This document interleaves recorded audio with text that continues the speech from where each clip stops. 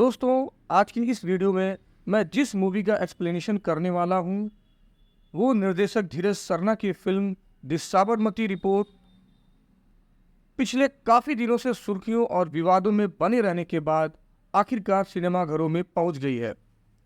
यह फिल्म 2002 में गुजरात के गोधरा कांड में मारे गए 59 मासूमों को न्याय दिलाने की कोशिश को दिखाती है। 2002 के इस दर्दनाक हादसे के बारे में शायद ही कोई अनजान होगा। अयोध्या से अहमदाबाद जा रही साबरमती एक्सप्रेस की 2 बोगियों में आग लगने से हुए इस भीषण हादसे में 59 लोगों ने अपनी जान गंवाई थी।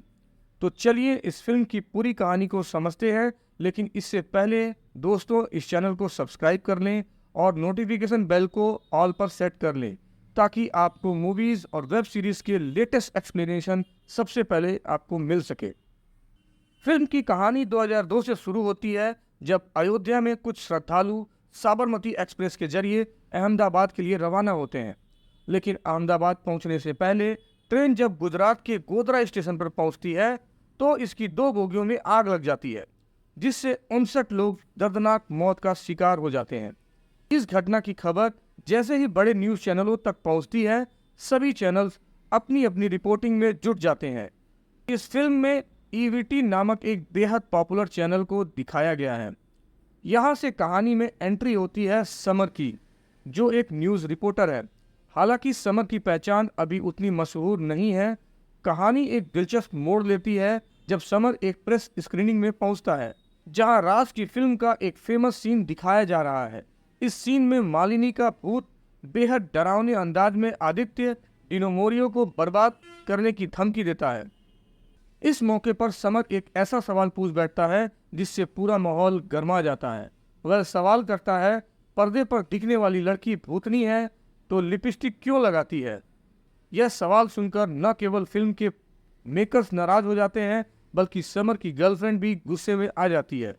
समर अपनी गर्लफ्रेंड को इस इवेंट में केवल मेकर्स के साथ फोटो खिंचवाने के लिए लाया था, लेकिन उसके बेतुके सवाल ने न सिर्फ उसकी बेइज्जती करवाई बल्कि गर्लफ्रेंड का फोटो खिंचवाने का मौका भी छीन लिया।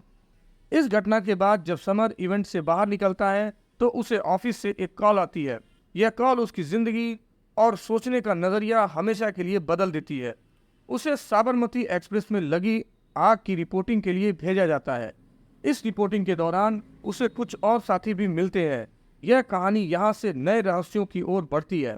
एवीटी न्यूज़ की सीनियर जर्नलिस्ट मनिका राजपुरोहित, जो एक तेज तर्रार और फेमस न्यूज़ एंकर हैं, उनका दबदबा न सिर्फ उनकी फर्राटेदार अंग्रेजी में बल्कि उनके अनोखे न्यूज़ एंकरिंग स्टाइल में भी है। उनकी शैली की खासियत यही है कि वह इंडस्ट्री में खुद को एक प्रभावशाली नाम बना चुकी हैं। समर कुमार के लिए मनिका एक आइडल हैं और वह पहली बार उन्हें फ्लाइट में मिलते हैं। दोनों के बीच कई बातों की चर्चा होती है और यहाँ पर मनिका को यह जानकारी मिलती है कि समर को फिल्मी लाइन से लेकर यहाँ रिपोर्टिंग के लिए भेजा गया है, क्योंकि उनके पास कोई और रिपोर्टर मौजूद नहीं था। इसके बाद मनिका और समर दोनों ही गोधरा पहुंच जाते हैं और वहां पर ग्राउंड जीरो पर जाकर यह जानने की कोशिश करते हैं कि हादसा कैसे हुआ। वह कई लोगों से पूछताछ करते हैं और इस दौरान वे पाते हैं कि वहां भारी भीड़ थी और साबरमती एक्सप्रेस की 2 बोगियों में आग लगी हुई थी। समर पूरी घटनाओं को रिकॉर्ड कर रहा होता है। धीरे धीरे समर और मनिका को यह एहसास होता है कि 59 लोग इन बोगियों में मारे गए थे। पूछताछ के दौरान यह खुलासा होता है कि यह एक साधारण हादसा नहीं था, बल्कि यह आग जानबूझकर लगाई गई थी। यह जानकर दोनों हैरान रह जाते हैं। इसके बाद हम कुछ पॉलिटिशियंस को देखते हैं जो इस हादसे को एक बड़े मौके के रूप में देख रहे हैं ताकि वे इस सरकार को नीचा झुका सकें।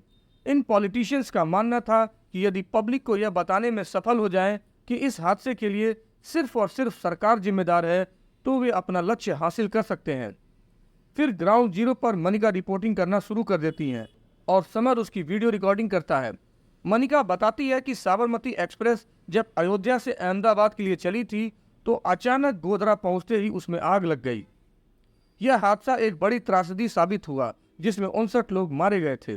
इस सब को देखकर समर को बेहद दुख होता है, क्योंकि दोनों ने ही यह पाया था कि यह कोई हादसा नहीं बल्कि एक सोची समझी साजिश थी। इसके बावजूद समर ने मनिका से इस बारे में कुछ नहीं कहा और बस उनकी बातें सुनता रहा। मनिका ने समर से कहा कि जब यह रिपोर्ट पूरी हो जाए तो उसे ऑफिस भेज देना। समर चुपचाप मान जाता है।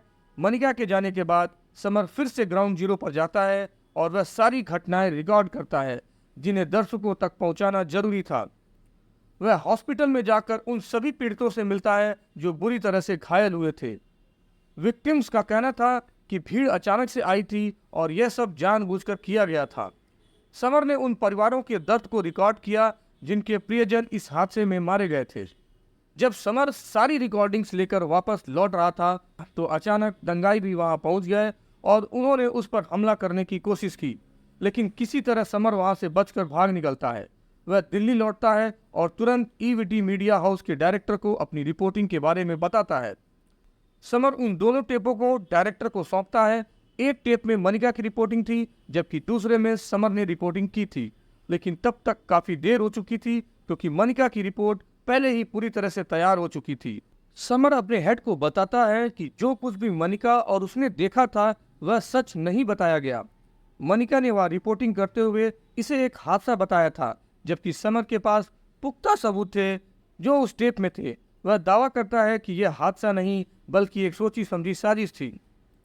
ईवीटी मीडिया हाउस वाले समर से कहते हैं कि कल उसकी रिपोर्टिंग भी टीवी पर चलाई जाएगी और वह उसे टेप मिश्रा जी को सौंपने के लिए कहते हैं जो ईवीटी मीडिया में काम करते हैं। अगले दिन जब टीवी पर न्यूज आई तो सब हैरान रह गए क्योंकि उसमें मोनिका की रिपोर्टिंग दिखाई गई थी। यह देखकर समर तुरंत मीडिया हाउस पहुंचा और वहां बताया कि जो वह हादसा कह रहे हैं वह एक सोची समझी साजिश है जिसे वह छिपा रहे हैं, लेकिन उसे जवाब मिलता है कि ऐसा करना मीडिया हाउस के लिए जरूरी था। समर उनसे कहता है कि उन्हें सिर्फ अपने मीडिया हाउस की फिक्र है, जबकि 59 लोग मारे गए हैं और उनकी फैमिली के बारे में उन्होंने कभी नहीं सोचा। फिर भी मनिका और ईवीटी मीडिया हाउस के डायरेक्टर उसे नकारात्मक तरीके से ट्रीट करते हैं और उसे नौकरी से निकाल देते हैं। नौकरी से निकाले जाने के बाद समर कहता है एक दिन गोधरा कांड का सच सामने आएगा और पूरी दुनिया उसे देखेगी। सच छिप सकता है लेकिन वह कभी गायब नहीं हो सकता। इसके बाद मनिका की रिपोर्टिंग को सही मानकर ईवीटी मीडिया हाउस में चलाया जाता है और पूरी दुनिया को यह लगता है कि वह एक हादसा था, जबकि समर कुछ भी नहीं कर पाया। उसके पास जो टेप था वह अब मिश्रा जी के पास है और वह अब कोई ठोस सबूत नहीं रखता। अंततः उसे झूठे आरोप में जेल भेज दिया जाता है क्योंकि वह मीडिया हाउस के लिए खतरे का कारण बन सकता था। हालांकि वह ज्यादा देर जेल में नहीं रहता क्योंकि उसकी गर्लफ्रेंड उसे बाहर निकाल लेती है, लेकिन समर के लिए यह एक और झटका था। उसका ब्रेकअप हो चुका था, नौकरी चली गई थी और अब उसकी गर्लफ्रेंड भी उससे अलग हो चुकी थी। सबसे बड़ा दुख उसे इस बात का था कि जो सच सामने आना चाहिए था वह किसी के सामने नहीं आ सका। इसके बाद समर की जिंदगी सिर्फ शराब के सहारे चलने लगी। वह अब उस इंसान से बहुत अलग था जो पहले सच के लिए लड़ा करता था। अब उसे किसी से कोई मतलब नहीं था, बस वह अपनी जिंदगी जैसे तैसे गुजारना चाहता था।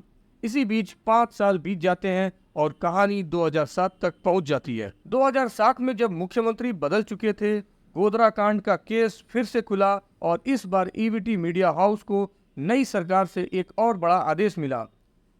अब जब सरकार बनी थी, ईवीटी मीडिया हाउस के लोग अपनी कनेक्शंस को और मजबूत करने के लिए मंत्री से मिलने पहुंचे थे। हालांकि वहां उन्हें कुछ अलग ही दिशा में मोड़ मिला। सरकार ने ईवीटी मीडिया हाउस से यह मांग की कि वे गोधरा कांड की रिपोर्ट फिर से तैयार करें। इस बार मामला एकदम अलग था। सरकार चाहती थी कि वे हत्याकांड की बजाय विक्टिम्स की स्थिति पर रिपोर्ट तैयार करें। ईवीटी मीडिया हाउस ने इस प्रस्ताव को स्वीकार किया, लेकिन इसके लिए एक बड़ी शर्त रखी थी। वे खुद रिपोर्टिंग नहीं करेंगे, इसकी बजाय उन्हें किसी नए रिपोर्टर की तलाश थी जो इस संवेदनशील मामले को सही तरीके से हैंडल कर सके ताकि उनका खुद का नाम दांव पर न लगे। मनिका को अमृता की याद आई जो एक नई रिपोर्टर थी, लेकिन उसमें काम को लेकर एक जुनून था। अमृता को हमेशा एक सुनहरा मौका चाहिए था और मनिका ने उसे यह मौका दे दिया। उसने अमृता से कहा कि वह गोधरा कांड के विक्टिम्स पर रिपोर्ट तैयार करे और इसके लिए उसे 1 हफ्ते का वक्त दिया गया। अमृता को यह सुनकर काफी खुशी हुई क्योंकि यह अवसर उसे लंबे समय से चाहिए था और खास बात यह थी कि यह प्रस्ताव उसे मनिका ने दिया था। अमृता ने काम शुरू किया और गोधरा हत्याकांड के बारे में जानने की कोशिश की।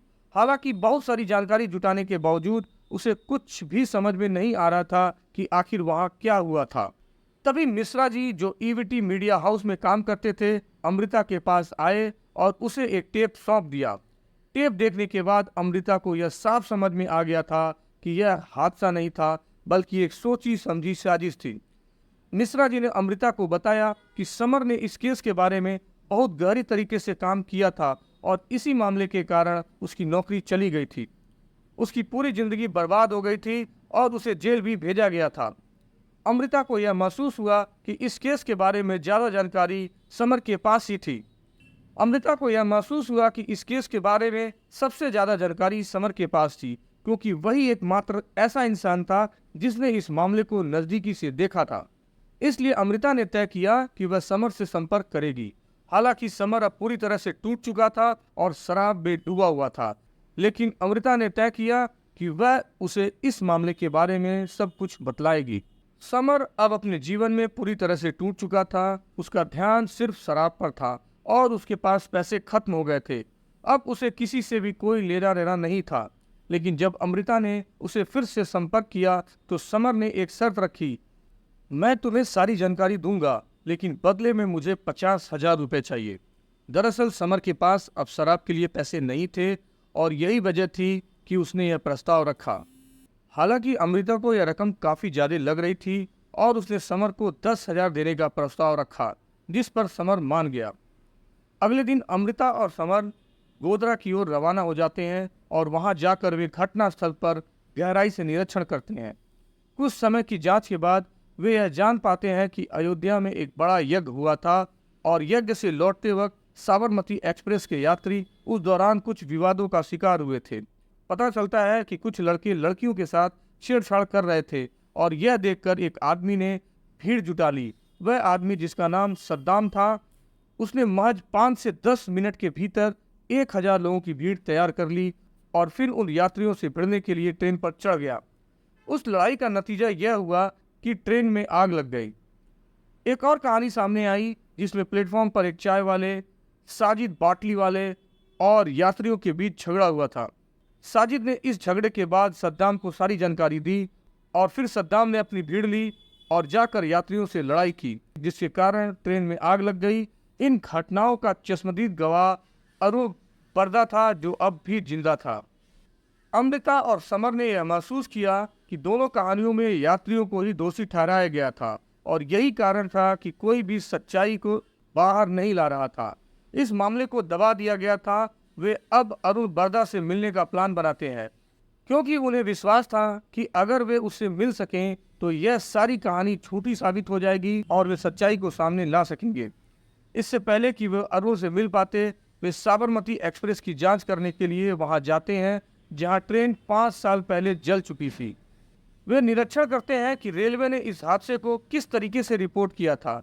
रेलवे की रिपोर्ट में लिखा था कि ट्रेन के डिब्बों में कुछ लोग खाना बना रहे थे, जबकि दूसरी रिपोर्ट में कहा गया था कि सिगरेट की वजह से ट्रेन में आग लगी थी। समर और अमृता अब पूरी तरह से यह समझ चुके थे कि जिन रिपोर्टों के आधार पर हादसा बताया जा रहा था वे पूरी तरह से गलत थी।